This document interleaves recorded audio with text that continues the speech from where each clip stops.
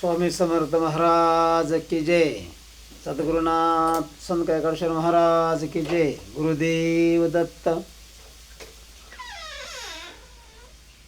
श्रोते मंडळी, वारकरी संप्रदाय आपल्यासमोर सावतामाळी चरित्र सादर करणार आहे. तरी सर्वांनी मनापासून ऐका.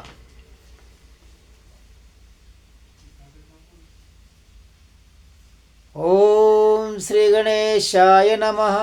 ओम सरस्वते नमः. ओम पांडुरंगाय नमः. सावतामाळी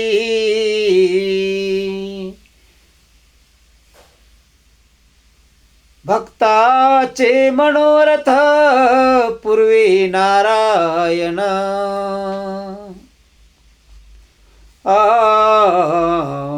अवतार म्हणून धरी सोय.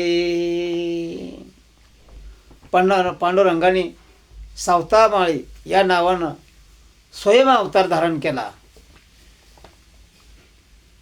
नामदेवा प्रती झाला अभिमान.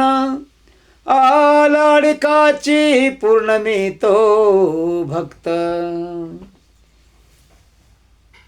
आणि नामदेवाला अभिमान झाला, अहंकार झाला की परमेश्वर माझ्याशी बोलतो, माझ्या पुढे जेवतो, माझे काम ऐकतो, माझ्या कीर्तनामध्ये माझ्या भजनात तालावर नाचत असतो, असा नामदेवाला अभिमान झाला. म्हणून भगवंतांनी त्या ठिकाणी एक लीला निर्माण केली.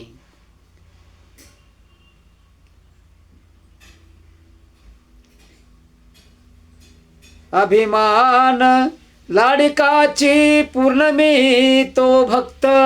सगळ्या भक्तामध्ये मी असा एकच भक्त आहे की मी पांडुरंगाचा लाडका आहे.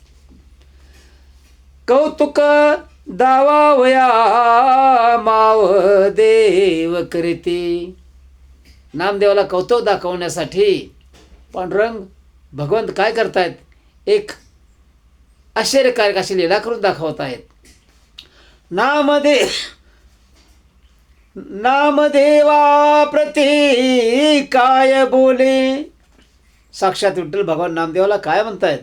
एका जनार्दने परिसा सादर देव भक्तांचा परिकर संवाद. देव आणि भक्त, आता या दोघांचा संवाद या ठिकाणी आपणा सर्वांना ऐकण्यास मिळणार आहे. देव म्हणे नाम्या जाती मी पळोनी. काडी पा धुंडोनी मजलागी. अरे म्हणले नामदेवा, आता मी पळून जातो आणि तू माझा पाठीमागून पाठलाग कर. मी कुठं जातोय, कसा पळतोय ते पहा. देव म्हणे नाम्या जातो मी पळोनी. काडी पाधुंडोनी मजलागी. ऐशे म्हणोनी देवे घातली शेकास. कास म्हणजे कासोटा खावला, धोत्राचा कासोटा खावला म्हणजे पिवळ्या पितांबराचा कासोटा खावला पाठीमाग कमरेला. आणि निघे ऋषिकेशी पाहुणी नाम्या. आणि नामदेवाकडे पाहिलं आणि पळत सुटले. क्षणी होय गुप्त क्षणी तो प्रगट. पांडुरंग क्षण दिसायचा, पांडुरंग क्षणात अदृश्य व्हायचे, गुप्त व्हायचे. पाठी लागे स्पष्ट नामदेव. आणि पांडुरंगच्या पाठीमाग नामदेव महाराज पळत आहेत. दूर गेल्या देवमाळा पुष्पे टाकी खुण. आणि पळत असताना भगवंत पाठीमाग पुष्प टाकत असे, म्हणजे फुलं पाठीमागं टाकत असे की ह्या फुलाला पाहून तो माझ्या पाठीमागं धावेल. दूर गेल्या देवमाळा पुष्पे टाकी खुणा. तिथे ओळखून नामा येत. आणि त्या भगवंतांनी टाकलेल्या फुलाकडं पाहत पाहत नामा पळत असे. ह्याच रस्त्यानं भगवंत गेले. एका जनार्दनी भक्ताचा कैवारी, अभिमान बाहेरी करीतसे. भगवंताला सुद्धा भक्ताविषयी अभिमान असतो. संसार्या सोनी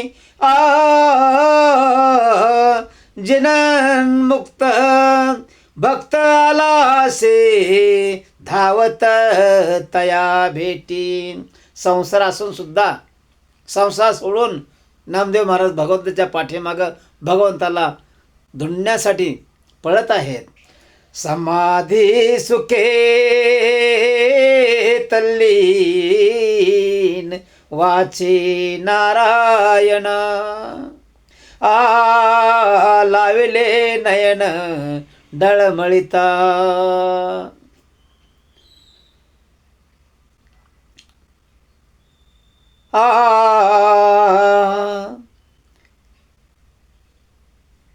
माथा ठेवणे हात केला सावधान, आवदे नारायण सावत्याशी. आणि सावता बाबा सावतामाळे शेतामध्ये काम करत होते. मळा होता, बगीचा होता, त्यामध्ये काम करत होते. आणि ते पांडुरंग सावता बाबाला काय म्हणतायत, माथा ठेवणे हात केला सावधान, आवदे नारायण सावत्याशी. येता तुझे भेटी चोर मागे आला, लपवे मजला लवलाही. अरे म्हणले माझ्या पाठीमागा चोर लागलेला आहे, मी पुढं पळतोय, चोर पाठीमागं पळतोय, मला लपव, आता मी तुझ्या शेतामध्ये आलोय.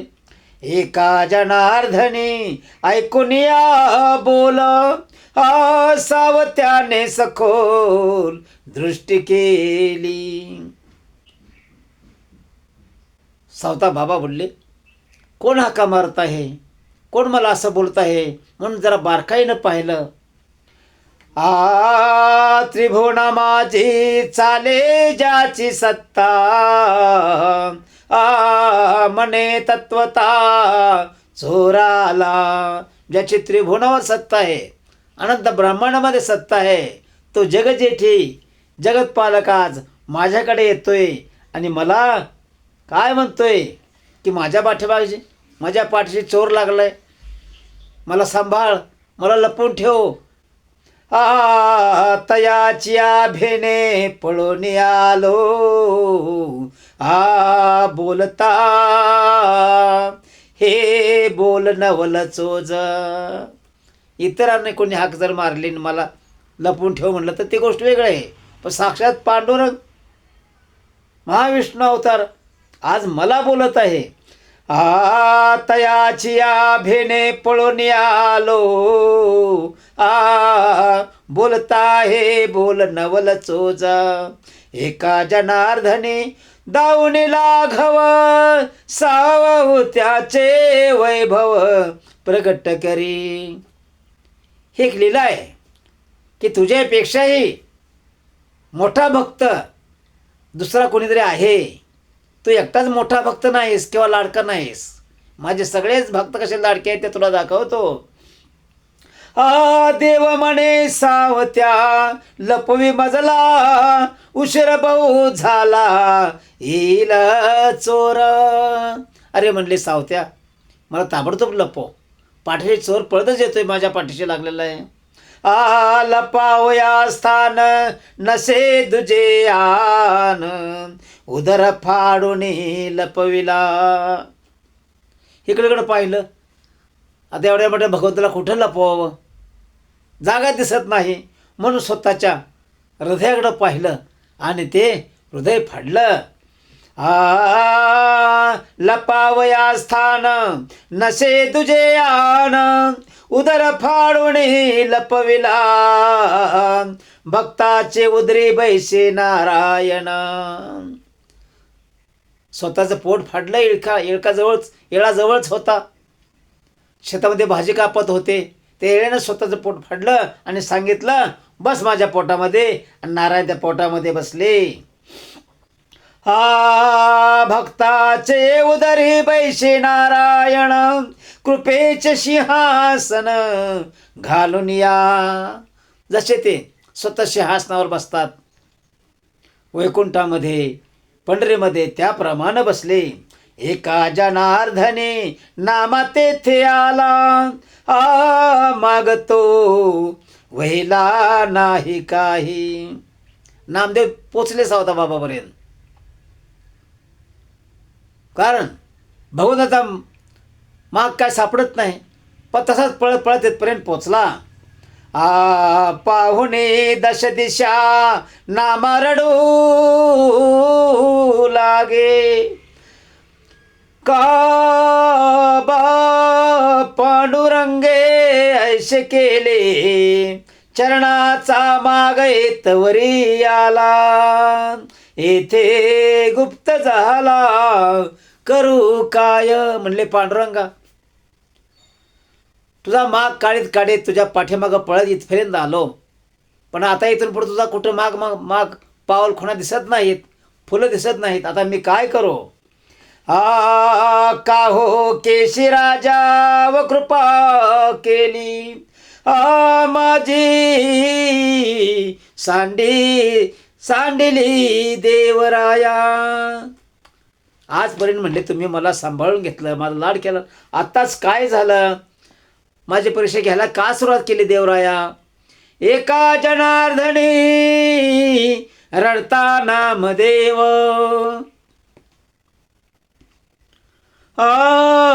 पाहिलेशे तेव्हा सावत्याने. आणि नामदेव रडू लागला. आणि ते कोणी पाहिलं, सावता बाबांनी पाहिलं. येऊनी जवळी कुरवाळीले वदन. आणि सावता बाबांनी जवळ येऊन नामदेवाच्या तोंडावरून हात फिरवला आणि काय म्हणतात, चालले स्फुंदन सदगतीत. पण नामाला रडण्याशिवाय दुसरं काही समजत नाही. नाम फक्त रडायचं काम सगळं गेलं नामदेवाने. स्फुंदून स्फुंदून लहान मुलासारखा नामदेव रडू लागला. सावता म्हणे नाम्या, का रे रडतोशी, काय झाले तुझशी सांग मज. तुला नक्की काय झालं, काय पाहिजे ते मला सांग. नामा म्हणे देव, पळून आले, इथे गुप्त झाले न कळे काही. इथपर्यंत तर भगवंताला मी येताना पाहिलं, पण इथं कसे काय गुप्त झाले, कुठं गुप्त झाले हेच मला समजत नाही. एका जनार्दनी करीत तसे खेद, मनापासून वाईट वाटून घेतो आहे. का हो तो गोविंद दुरी गेला. म्हणले भगवंत साक्षात गोविंद भगवान म्हणजे साक्षात विठ्ठल मला सोडून का माझ्यापासून दूर गेले, का लांब गेले, कशासाठी गेले. बैसोने निकटी सावत्या जवळी, का हो न माळी न दिशे मज. सावता बाबांना म्हणतात, वनमाळे म्हणजे साक्षात भगवंत विठ्ठल पांडुरंग मला का दिसत नाही. का हे कर्म आडाजी आले शे बाळ. आज माझं कर्म मला कसं काय आड आलं, मला का पुढचा मार्ग दिसत नाही. न दिशे उघड विठो माझा. रोज ह्या डोळ्याने मी विठ्ठलला पाहायचो, पण आज मला माझा विठ्ठल दिसत नाही. कोणत्या लिगाडे पाडिली से तुटी, का हो जग जेठी अंतरला. माझ्याकडून काय चुकी झाली म्हणून मला आज वाऱ्यावर सोडून दिलं आणि मला माझ्यामध्ये अंतर निर्माण केला. मजविना क्षण तयासी कंठेना, एका जनार्दनी मना कठीण केले. माझ्याशिवाय तुम्हाला क्षणभर समजत नाही, क्षणभर सुद्धा करमत नाही परमेश्वरा पांडुरंगा. आज तुम्ही एवढं मन कठीण का केलं मग.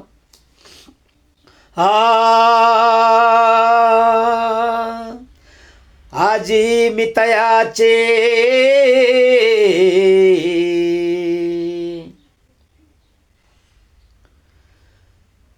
चरण देना पुला प्राण याची क्षणी. म्हणले देवा, आता मी प्राण ठेवणार नाही, मी आज माझा प्राणच देतो. आजी मी तयाचे न पाता चरण, देना आपला प्राण याच क्षणी. जाणून निर्धार सावता बोले त्याशी, हृदय निवासी आत्माराम. अरे म्हणले, भगवंत आपल्या प्रत्यक्ष हृदयामध्ये आहे, हृदयामध्ये आहे. हृदय निवासी आत्माराम. अरे आत्मा म्हणजेच आत्माराम. भगवंत कुठं लांब आहे? भगवंत हाच आत्माराम आहे, भगवंत हाच आत्मा आहे. अभिमाने नाडले प्रपंची, अभिमाने नाडले प्रपंची. भागले ते या विठ्ठले उद्धरिले. संसाराला जे कंटाळले, हा संसार दुःखाचा सागर आहे, दुःखाचा डोंगर आहे असं म्हणून ज्यांनी संसार सोडला त्यांना सुद्धा परमेश्वर भेटला नाही. मग आपण तर संसारामध्ये आहोत. नामदेवा तुझं तव नाही अभिमान, मग कळली खून अंतरात. आणि सावता माळींनी सांगितलं, बाबांनी सांगितलं, नामदेवा तुझ्यामध्ये, तुझ्या हृदयामध्ये अभिमान नाही. मग कळली खूनांतरात, एका जनार्दनी सद्गद होऊनी, मिठी घाली चरणी सावत्याच्या. आणि म्हणले, सावता बाबा खरंच तुम्ही बोलताय, भगवंत आपल्या हृदयामध्येच आहे, मग बाहेर धुंडण्याची काय गरज आहे, बाहेर बाहेर पाहण्याची काय गरज आहे? आत्मा हाच आत्माराम आहे. आणि मग त्यांचा कंठ दाटून आला. सर्व भावे तुझा लो मी शरण, भेटवी निधान वैकुंठीचे. काय सांगितलं नामदेवाने सावता बाबांना? मी तुम्हाला शरण आलो, आज मला पांडुरंग दाखवा.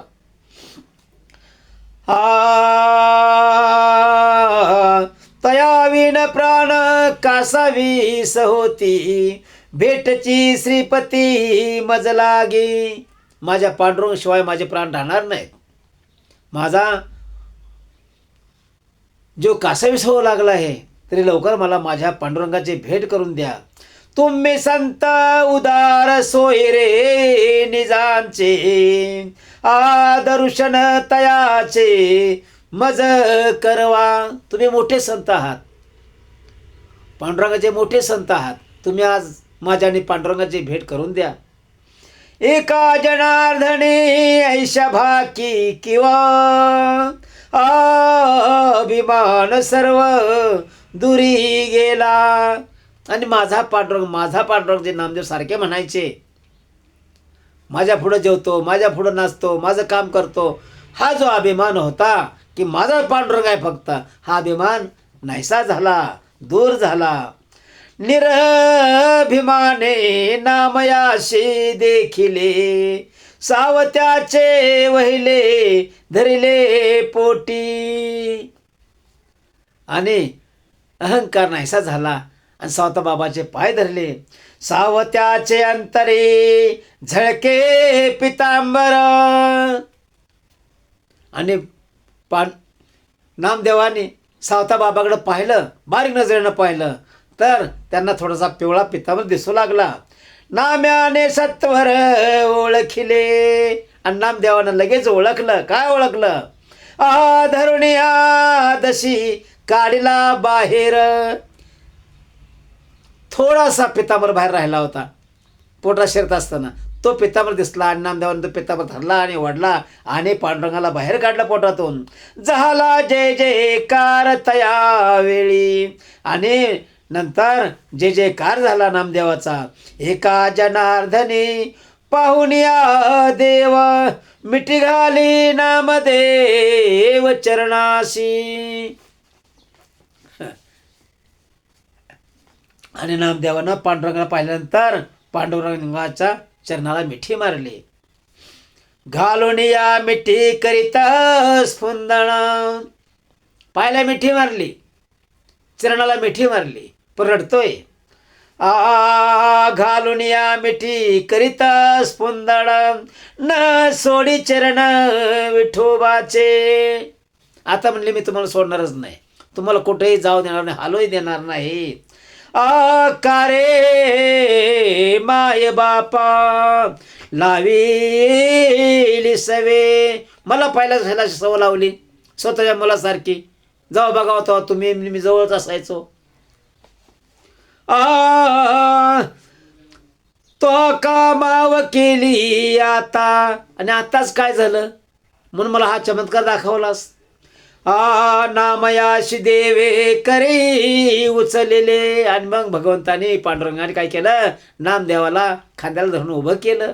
आणि काय म्हणतायत, एका जनार्दनी सज्जनांचा दास, म्हणून चरित्रास कथेले. आता म्हणजे नामदेवा तर मोठा झालास, आता सज्जनासारखं वागायला शिक.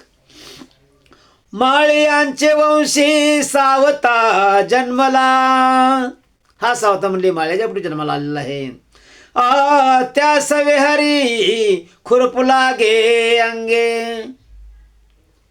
सावता बाबा बरोबर साक्षात पांडुरंग बसायचे आणि सावता बाबाची शेती करायचे, खुरपण करायचे, तण त्यातलं काढायचे, शेतातले पाणी द्यायचे, सर्व काय करायचे. धावून त्याच्या मागे काम करी.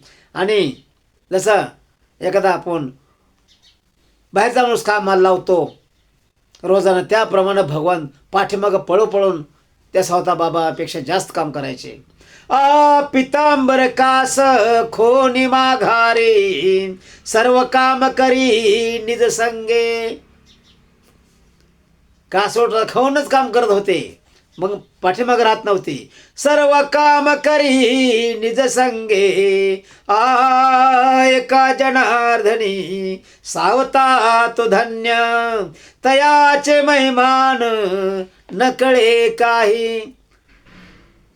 सावता माळी हा महान संत होऊन गेले, महान संत होऊन गेला. त्यासारखा संत पुन्हा होणे नाही. भगवंताला स्वतःच्या पोटावर दडवून ठेवलं. एका क्षणाचा विलंब न करता स्वतःचं पोट फाडलं आणि म्हणले पांडुरंग आतमध्ये बस. आता आपल्या समोर संत चोखामेळा चरित्र सादर करणार आहे.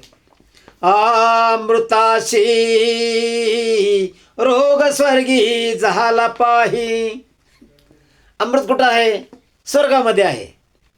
पण इथं काय म्हटले, अमृताशी रोग स्वर्गी झाला पाही, अमरनाथ तेही गोड नसे. स्वर्गामध्ये अमृत आहे, पण इंद्रदेव खुश नाही, त्या ठिकाणी असणारे देव खुश नाहीत. नारदा ते प्रश्न करी अमरनाथ. आणि देव नारदांना अमरनाथ म्हणजे साक्षात इंद्रदेव प्रश्न विचारत आहेत. काय प्रश्न विचारतायत ते पहा. शुद्ध हे अमृत कोठे होय.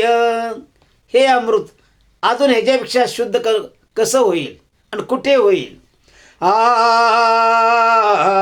सांगितय वेळी ऐका हे भूतळे.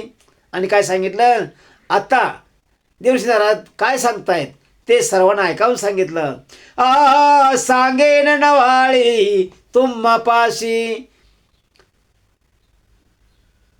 पृथ्वी तळावर अमृत नाही, पण तिथं असं अमृत आहे की ते याच्यापेक्षा सुंदर अमृत आहे. ते मोक्ष देणारं अमृत आहे, पण तुमच्याजवळ फक्त अमर करणारं अमृत आहे. पण खाली जगामध्ये मोक्ष देणारं अमृत आहे. ते अमृत कोणतं ते ऐका. पंढरी वैकुंठ आहे भूमीवरी. पंढरी ही साक्षात महाविष्णूंनी पांडुरंग अवतार घेतला विठ्ठलाचा, ते पंढरपूर ती वैकुंठ भूमी आहे. आणि पुंडलिकाचे द्वारी देव उभा. आणि साक्षात पांडुरंग पुंडलिकाच्या दारामध्ये उभे आहेत. अनाथाचा नाथ विठेवरी उभा, एका जनार्दनी गाभा लावण्याचा. अनाथांचा नाथ आहे परमेश्वर. तो काय श्रीमंताचा देव नाही, गोरगरिबांचा देव आहे, अनाथांचा देव आहे. दुःखाला सामोरे जाऊन दुःखाचा हरण करणारा आणि भक्ताला सुख देणारा परमेश्वर आहे. पंढरीची मात सांगे नारद मुनी, संताचे कीर्तने नाचे देव. आणि म्हणले विशेष म्हणजे त्या पुंडलिकाच्या कीर्तनामध्ये साक्षात पांडुरंग नाचत असतात. भजन चालू झालं की ते नाचत असतात. नामाच्या गजरे नाचता ती संत, सुरवरांचा तेथे काय पाड. एक बार भजन कीर्तन सुरू झालं की सगळे संत असतात आणि त्या संतामध्ये साक्षात पांडुरंग नाचत असतात, भजन म्हणत असतात. आणि हे कुठंच पाहायला मिळत नाही. ना स्वर्गात मिळत, ना वैकुंठात मिळत, ना कैलासात मिळत, ना अनंत ब्रह्मांडात कुठेही मिळत नाही. फक्त ते पंढरीमध्येच पाहायला मिळतं. ती लोका पाहतायशे नाही कोठे, कैवल्याची पेठ पंढरी देखा. कैवल्याची पेठ आहे म्हणजे साक्षात मोक्षाची पेठ आहे ती. तिथं असणारा भक्त मोक्षच प्राप्त होतो त्याला. ऐकोनी अमरनाथ संतोषला म्हणी. आणि हे ऐकून इंद्र भगवंताला, अमरनाथाला आनंद झाला. एका जनार्दनी नारद सांगे. अजून सुद्धा नारद काय सांगताय ते पहा. तया ठाई जाता शुद्ध होय अमृत, नारदेही मात सांगितली. आणि म्हणले तुम्ही त्या पंढरीमध्ये गेला पांडुरंगाच्या दर्शनाला आणि त्या संतांचं दर्शन तुम्हाला भेटलं की हे अमृत शुद्ध होईल. तेव्हा एकादशी आली सोमवारी. आता म्हणजे सोमवारी एकादशी येते. विमान पंढरी उतरले. आणि बरोबर एकादशी दिवशी इंद्रलोकातून आलेलं, स्वर्गातून आलेलं हे विमान पंढरीमध्ये उतरलं. अमृताचे ताट घेऊन आला इंद्र.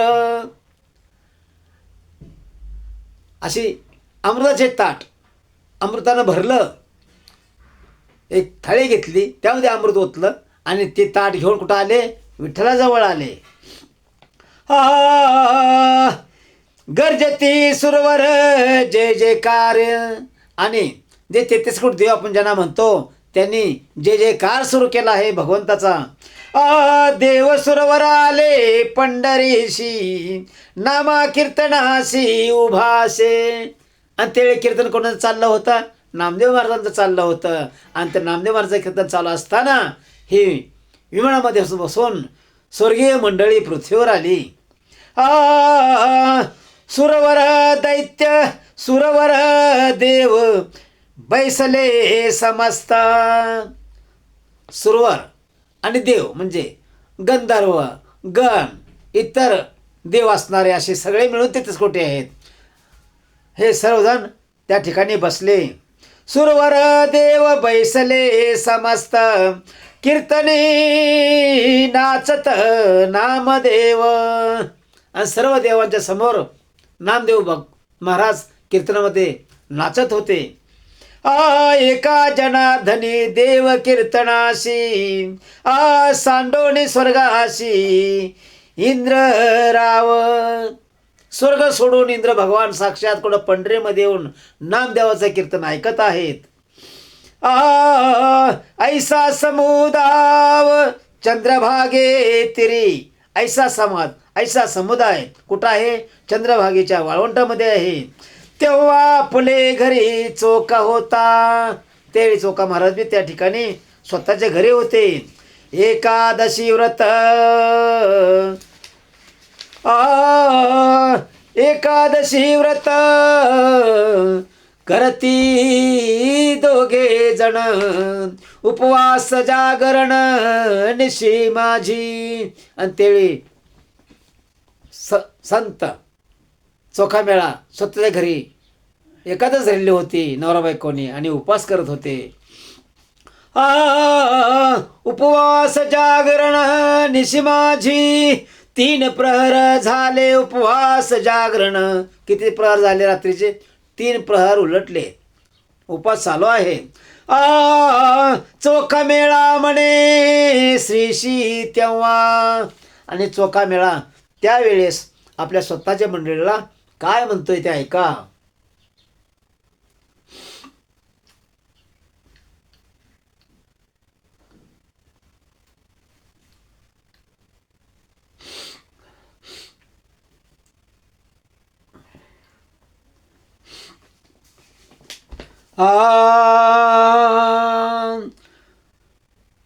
तुझ्या घराशी उपारण्याशी सांगून मजशी गेला देव.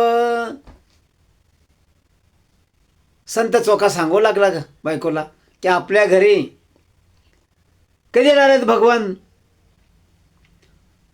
तुझ्या घराशी उपारण्याशी सांगून मजशी गेला देव. म्हणजे साक्षात पांडुरंग आले, विठ्ठल भगवान, आणि सांगून गेले, हे संत चोखा तुझ्या घरी मी उपास सोडायला येईन. एका जनार्दनी चोखा करी करुणा तेव्हा नारायणा जाणवले. आणि इकडं हा संत चोखा जे बोलतोय तिकडं नारायणाला समजत आहे सर्व काही. चोखा मिळ्याची ऐकोनी करुणा. खोटं खोटंच बोलला बायकोला. पांडुरंग येणार आहेत आपलं उपास सोडायच्या वेळेस. उपास सोडण्याच्या वेळेस आपल्या घरी पांडुरंग येणार आहेत, खोटं खोटं सांगून गेला. पण ही गोष्ट भगवंतांनी त्या ठिकाणी मंदिरामध्ये ऐकली. चालले भोजना देवराव. आता म्हणले माझ्या भक्ताचीच इच्छा आहे, मग भक्तापर्यंत पोचलं पाहिजे मला. नामदेवासहित ओघे गणगंधर्व. नामदेवासह सगळे गणगंधर्व स्वर्गीचे सगळे देव कुठं निघाले? संत चोख्याच्या घरी निघाले.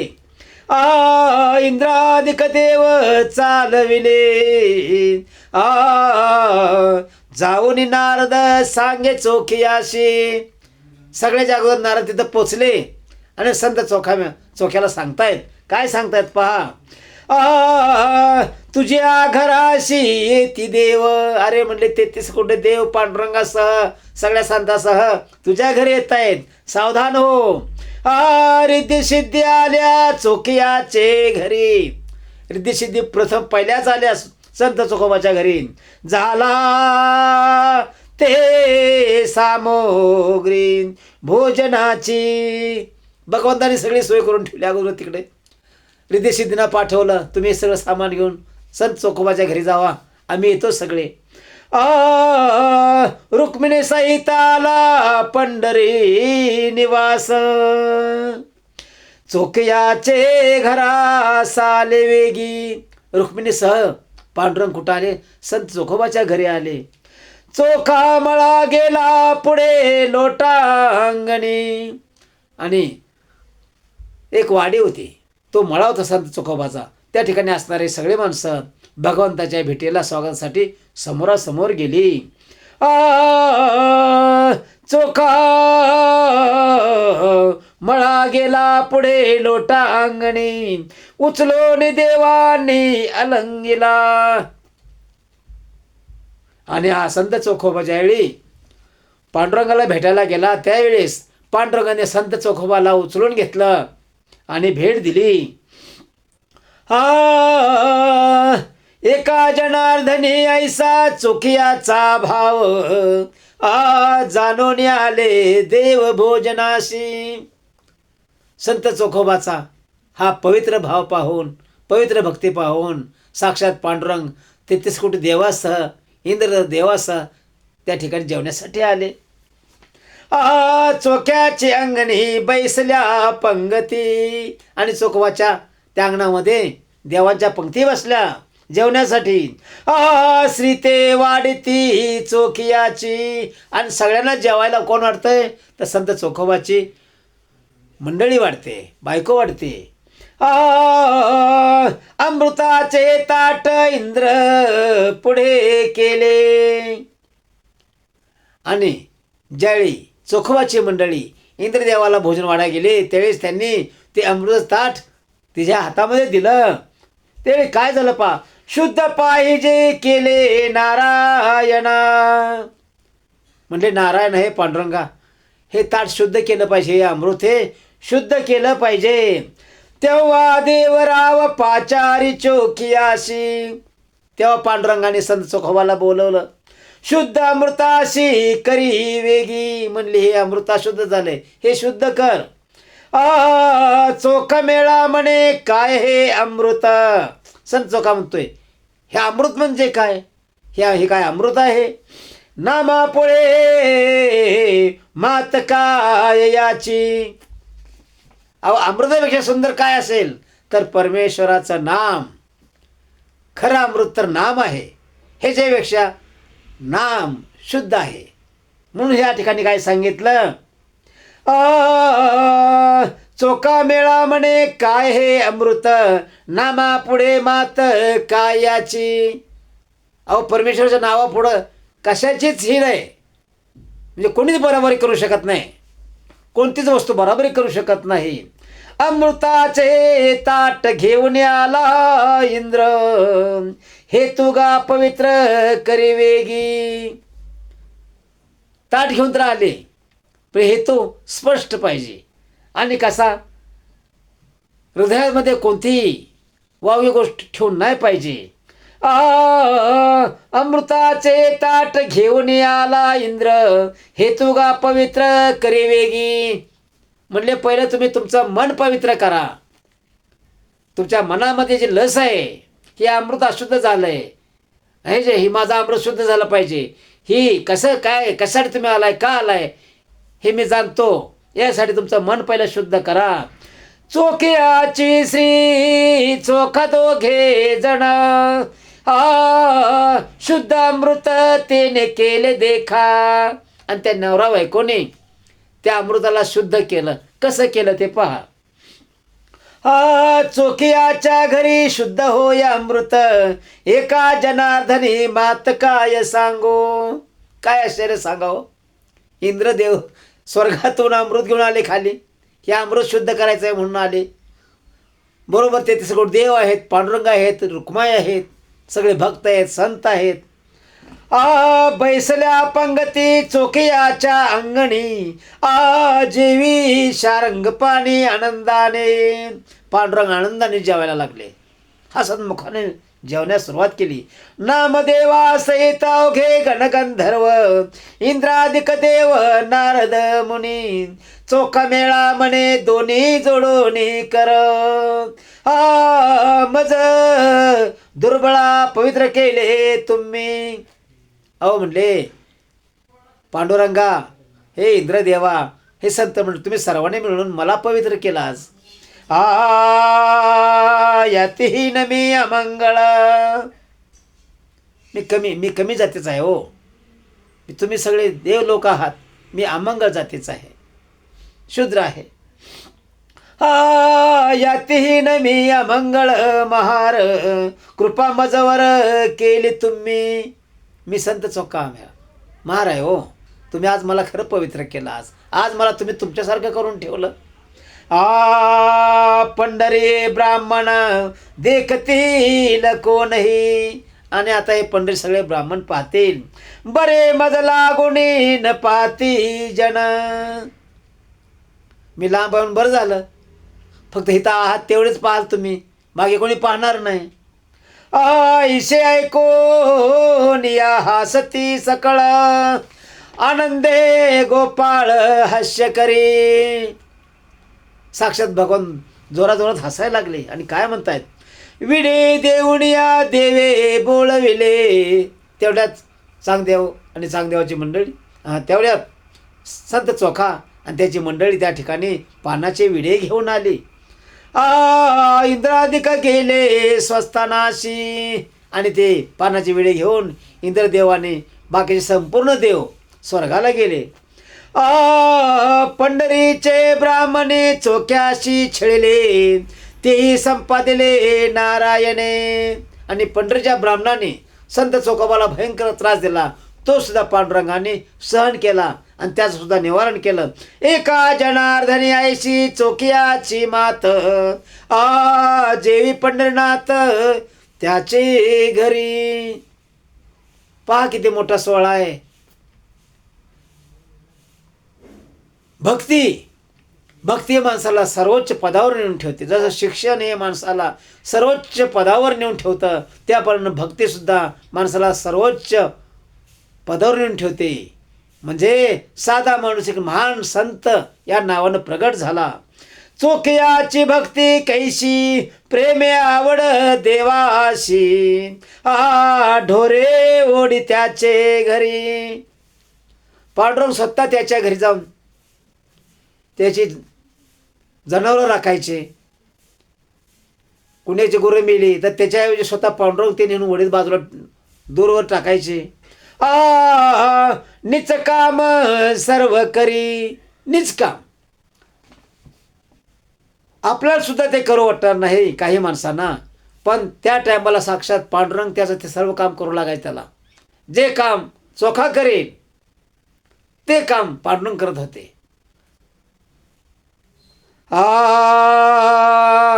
त्याचे श्रीचे बाळंतपण सोय करी जनार्दन. संत चोखोबाच्या बायकोचं बाळपण सुद्धा स्वतः नवरा बायको पांडुरंगाने रुक्मिणीने केलं. विठ्ठलाने रुक्मिणी ह्या दोन्ही नवरा बायकोने स्वतः येऊन चकोबाच्या बायकोचं बाळपण केलं. ऐशी आवड भक्ताशी देखा, देव भुलले तया सुखा. तया सुखा म्हणजे कोणत्या सुखा? तिच्या भक्तीच्या सुखाला देव भुलले. पांडुरंगाचा माणूस आवडता कधी होतो? तो भक्ती करतो त्या टाइमला. आणि ती भक्ती कशी? निस्वार्थी भक्ती असते.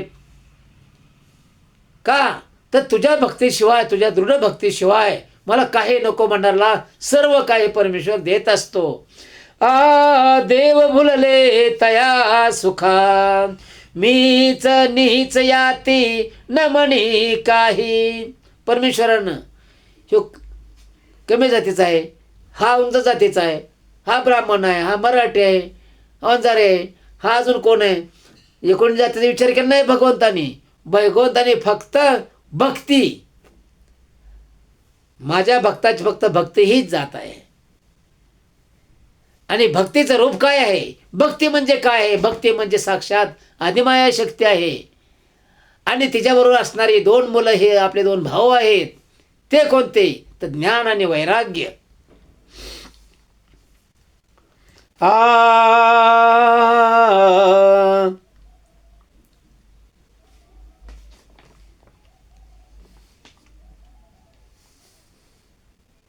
संकीर्ण एक थोडंसं चरित्र आहे. दामाजीचा भाव पाहुणी श्रीहरी, अनामिका निर्धारी स्वये झाला. घेऊन या द्रव्य निघाला तो हरी, जोहार जोहार करी बादशाह ते. दुष्काळ पडला, मोठा दुष्काळ पडला. आणि बादशाला न विचारता दामाजी पंतांनी काय केलं? जे कोठारे होते राजाची धनधान्याची ती फोडली आणि सर्व गोरगरिबांना वाटून टाकली. आणि त्या बादशानं सांगितलं, कोणाला विचारून कोठाळं फोडली, कोणाला विचारून हे धान्य वाटलं गोरगरिबांना, आता त्याची सर्वाची भरपाई मला करून दे. आणि नाही, दामाचे पंत चिंतेमध्ये पडले, आता काय करावं. म्हणून सांगितलं, घेऊन या द्रव्य निघाला तो हरी. कोण निघाला? हरी म्हणजे साक्षात पांडुरंग निघाले. जोहार जोहार करी बादशाह ते. आणि त्या बादशाच्या वाड्यात गेल्यानंतर म्हणले, जोहार मायबाप, जोहार मायबाप, असे वाकून नमस्कार करून जोहार मायबाप म्हणू लागले. द्रव्य देऊन या रशीद घेतली, भक्ताची माऊली विठाबाई. नुसतं दिलं नाही ते, म्हणले हे दामाजी पंताने घेतलेलं सगळं धन म्हणजे संपूर्ण धान्याची भरपाई, पैसे घ्या आणि हे जे मला पोचपावती द्या. आणि ते पोचपावती घेऊन भगवंत माघारी फिरले. एका जनार्दनी भक्ताची साठी, धावे पाठोपाठी भक्ताची. भक्त आलेलं संकट भगवंताला आवडत नाही, पण आपली भक्ती तशीच पाहिजे. संताले वरले दिंडी हाती खुरक्या काखेत मुंडी. आणि संत समोरून येत आहेत. कुठे गेले भगवंत बघायला? तर भगवंताचं रूप कसं आहे ते पहा. कसं आहे? हाती खुरक्या काखेत मुंडी पंढरपुरी पडली होड मुटक्या परीच धांगड गोड आली वैष्णवांची मांदी मेले डुकर बांधले खांदी एका जनार्दनी अर्थ उलटा तो जाणे तो गुरुचा बेटा. त्या रूपात परमेश्वरला कोणी ओळखीना. खांद्या घोंगडं हातात काठी आधी थैल्या हातामध्ये ती रशीद घेतलेली एका छोट्याशा थैलीमध्ये. त्या रूपात त्यांना कोणी ओळखीना. गजर चाललाय नामाचा. पण भगवंताला ओळखण्याची ते आपल्या नजरेमध्ये ताकद असावी लागते. यासाठी आपल्या हृदयामध्ये हरी प्रगट व्हावा लागते. तरच आपल्याला पुढं दिव्यदृष्टी प्राप्त होत असते आणि मग सर्व काही दिसतं. मधुर रावळाचे वृत्त नेता तो तुरंगी चढे मनोरथा सबळ वारुवांचे उड्डाण म्हणून उडो जाता पण बळे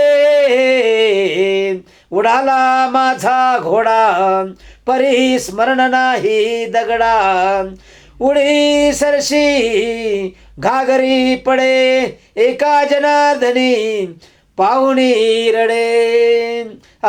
देऊळ बांधले कळस साधिले स्थापन केले ते लिंगाप्रती पाया तो खांदला मध्येची भंगला शब्द मावळला काय सांगो. पहा विठ्ठलाच्या डोक्यावर जो मुकुट आहे तो मुकुट नाही, ती काय आहे? विठ्ठलाच्या डोक्यावरती मुकुट नसून साक्षात महादेवाचे पिंड आहे. महादेवाला त्यांनी डोक्यावर धारण केलं आहे. वरिल्या मंडपा मुंगी धरिले. आणि मंडप कोणता आहे? तर आकाश आहे. आणि खांब कोणते आहेत? त्या आकाशाखाली त्या मंडपाला खांब कोणते आहेत? तर साक्षात देवलोक आहेत. वरल्या मंडन मुंगे धरले त्रिभुवनी व्यापिले मुकुड्याने म्हणून सांगितले. मुंगी उडाले. नामदेव म्हणजे साक्षात ज्ञानेश्वर महाराज म्हणतात मुंगी उडाले आकाशे. याचा अर्थ समजला का? तर साक्षात मानव भक्ती इतकी करतो की तुकाराम महाराज सुद्धा वैकुंठाला गेले. ही प्रत्येक माणसामध्ये पावर आहे. पण ती पावर माणूस निर्माण करून घेत नाही. माणूस संसारामध्ये डुबक्या मारत असतो आणि संसारामध्येच मरत असतो. पण त्याला भगवंतापर्यंत जाण्याचा रस्ता सापडत नाही. तो सापडण्यासाठी म्हणून सांगितले संसार करून परमार्थ घ्या. संसार करीत परमेश्वराला भजा म्हणजे देव तुम्हाला सापडेल. पण माणूस मरायच्या अगोदर 4 दिवशी विचार करतो. राम राम राम राम राम राम म्हणत नाही, लांब लांब म्हणेल. पण त्यावेळी त्याचं ते डोकं चालेल. त्यावेळी त्याला ते बुद्धी सुचेल. लवकर बुद्धी सुचणार नाही. का? तर तेवढा तो अडाणी असतो. तेवढं त्याला ज्ञान नसतं. माणूस हा लहानपणापासूनच भक्त पाहिजे. म्हणजे परमेश्वर लांब नाही, जवळ आहे. एका जनार्दनी मंडप उडाला देवही बुडाला देवळा सहित. पुंडलिक वरदारी विठ्ठल श्री ज्ञानदेव तुकाराम पंढरीनाथ महाराज की जय. गोपाल कृष्ण भगवान की जय.